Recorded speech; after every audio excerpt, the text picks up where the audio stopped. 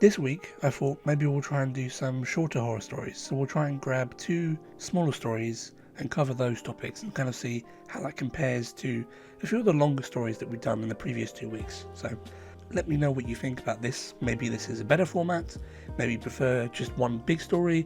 We'll see how it is, and now we'll get straight into the stories. Player never listens or plans ahead for anything.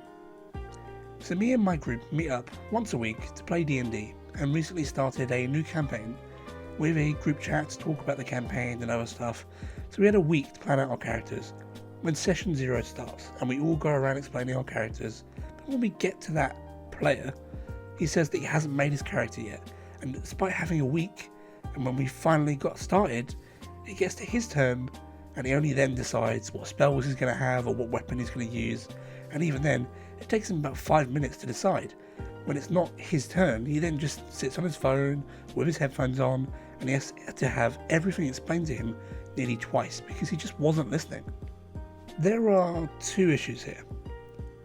No one really enjoys having super long turns, especially in D&D, where people can kind of mull over their spells. I want to do this, oh that spell doesn't work this way, can I do this DM? Having turns in combat take up to 10 minutes around, 5 minutes around, it's not good. It's why you'll often see DMs talk about try and plan ahead, visualise what you're doing ahead, set like a certain amount of time for your turn to take. Not keeping as a hard rule, but trying to keep combat quick. It's one of the biggest problems with TTRPGs, is when combat slows down, it becomes a slog. In the previous video, we talked about a combat against a 400 HP boss where they'd only got it to half HP after 4 rounds of combat and an hour and a half of game time. That's just not the situation you want to be in. For this though, I don't think that this has anything to do with a player who maybe doesn't know the rules very well or hasn't read the books and sort of visually memorized things, as is often the case. This just seems like someone who really doesn't want to be playing, or maybe just doesn't understand how they're coming across. This seems like someone who's just sort of there for the vibe, I guess, maybe there for their friends, and not necessarily to actually be playing the game. Let's get back to it.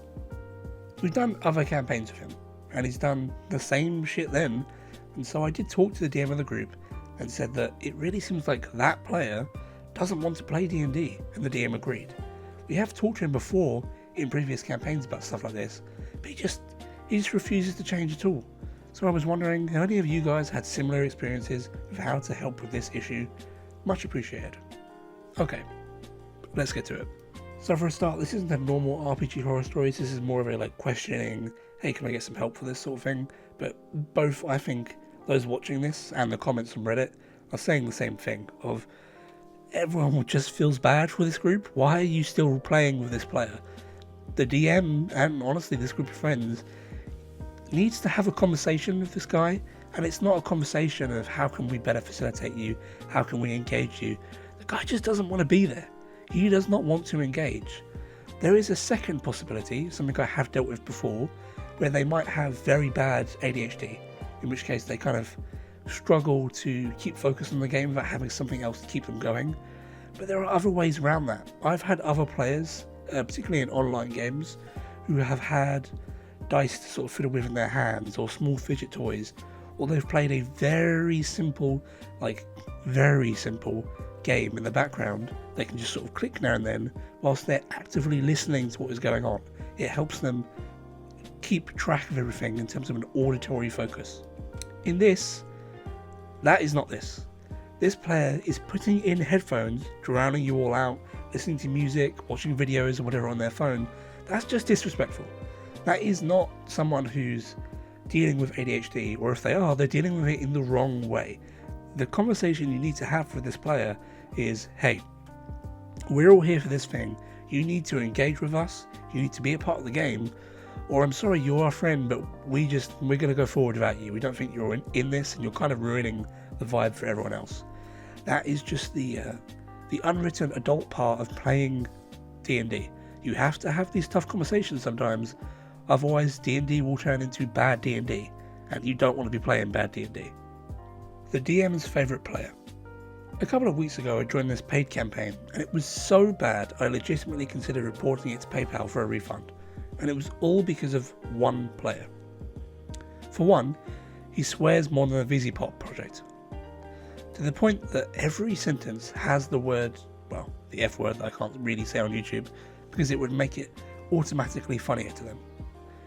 He would go on tangents of off-topic conversations with the DM, discussing his personal life and experiences with other campaigns, and he announced that he plays D&D daily, making you think that he would know some kind of table etiquette, but evidently he doesn't.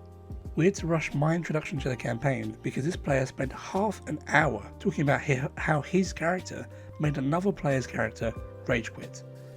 People pay for experiences like this. Even if I had paid for a game, I think if I had gone into a game and experienced this immediately, I would have left and definitely tried to get a refund. Obviously, I haven't actually got any experience with paid DMing. I'm normally the forever DM in my group, so I'm normally the actual dungeon master and not a player. So this hasn't really been a thing for me. But surely there must be a mechanism for you to be able to leave bad groups. Maybe I'm just being naive. I assume there just is bad groups, and if you pay, and that's it, right? Either way, this definitely makes me sort of nervous about interacting with that formula at all. But we'll continue on. He would dismiss any ideas that I had by saying my ideas are just objectively better. If he wasn't saying that, he would ignore me. He would snore during other players' turns while sleep talking to get other players to heal him after he got knocked down. He would do this even during other players' turns when they're explaining their actions for combat. It just wasn't funny, even the first time. But he did it for every turn after he got down, which, considering it was the second round, turned a potentially fun fight into a nightmare. And then the DM would complain about me metagaming. What was the metagaming, you ask? I thought a prone ogre had more than 10 AC because I rolled a 9 and used bardic inspiration to add 1d6. My character apparently couldn't hear a roar in the open of 2 tunnels, and I didn't even demand the party to go the other way. I just suggested it. Hey, if you, the player who heard it, hear roaring from the other tunnel, we should go the other way. The DM stopped right there and told me, stop metagaming, you didn't hear anything from the other tunnel. So the guy who can snore into the mic while demanding to be healed isn't metagaming? I don't really know why you're still with this group. I mean, hopefully in the next few paragraphs you leave, like, immediately, but I think if I was greeted by this hostility, I would just leave. I would, well, to be fair, I would probably try to talk to the DM after the first session and say my critique that, hey, this player is a real problem. I don't want to be with someone who's just so openly antagonistic to everyone around them. Can we maybe deal with that? You know, is there something that I did wrong? I wasn't trying to make a game here, this, that, sort of try and talk it out. And if they seemed receptive, I might do another session. But then again, you're paying for this, so there's also sort of like where the dynamic changes between ordinary D&D. Ordinary D&D, there's much more of you're going to give people a chance to recover, I think. If you've already sort of paid for like 7 sessions, maybe if you can't pull out the money, it's worth sort of giving it another go, seeing if they improve. But even then, your time might be worth more than that, than just putting up with this ultimately really bad game. There's not a lot of fun I can find here so far, but maybe it'll improve, probably get worse, we'll see how it goes. So the guy can snore into the mic while demanding to be healed, and that isn't metagaming. But me, thinking an ogre has more than 9 AC and suggesting another path of action because of what another character has heard, is metagaming. After the session, I had a private conversation with the DM. Okay, good, that's what I said. And the DM had the gall to say that it was me causing the problems. When I pointed out the other player's behaviour, the DM said that was in character. Him ignoring or putting me down? He's playing an evil character.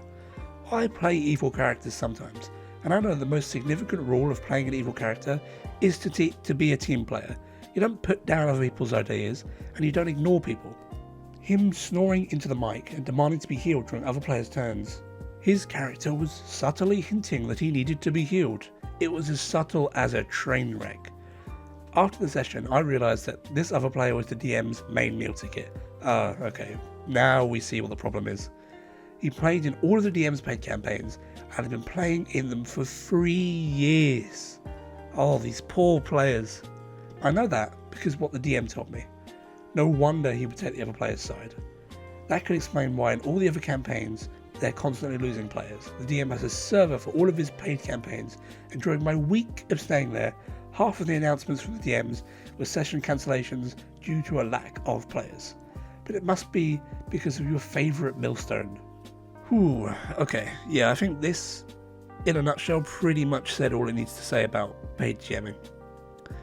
I do think there is paid GMing that's good out there. I mean, running games as a DM is it's a lot of work, and I mean, if you can make money out of it, if you can make it your job in a way that doesn't kind of ruin the effect of it for everyone, that's cool. You know, I think that's good if you're having fun that way and you're running good, honest D&D, proper TTRPG games.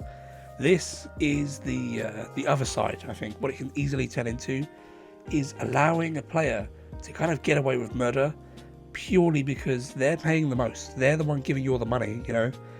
If we're to put this in like Twitch subscriber numbers, this guy's paying a tier 3 every month and everyone else is paying maybe a tier 1 and they might not be there next month. So when it comes to money, the DM's just going to agree with the guy with more money. You know, it's hard to believe this would be this guy's only way of getting income, but let's say that it is. Of course he's going to pick that guy. Like, you could see why he would. Morally, he shouldn't. In terms of the game, he shouldn't. But money is money. I feel bad. I feel bad for the people that have played this game. Guys, if you end up in a paid session, and this is the kind of like people you're with, ignore what I said earlier. Don't give it another chance. Unfortunately, there are some situations where you just kind of have to go, yeah, I'm going to lose here, and that's it. You know, I would say you talk to the DM, and if the DM responds in this kind of way, where it's clear that you're just going to be antagonized, yeah, it's time to leave. Try and get your money back through the organization that you've paid through the website. If that doesn't work, yeah, PayPal, Visa, whatever you can do, try and just charge back the money, because, I mean, you're not going to use this service again. I wouldn't want to go into another group after this. I think I would just say, yeah, screw it. Try some public groups, try finding Discords, try Reddit or something. Try finding other people in free groups, because this is a burn. This is not something I would want to do ever again. But with that, guys, I'm wishing you a much better time playing D&D than any of these stories, or at least the second one. And I hope you enjoyed the stories. Let me know what you think about doing smaller stories and sort of combinations of two. Do you like them? Do you prefer the more extra long stories? I'm happy doing sort of a mix of both. We'll see how it goes. But for now, I hope you enjoyed the video. Comment down below, let me know what you thought. And if you like this a lot, you can support me on Patreon or subscribe. But thank you for watching, and I will see you in the next video. Goodbye.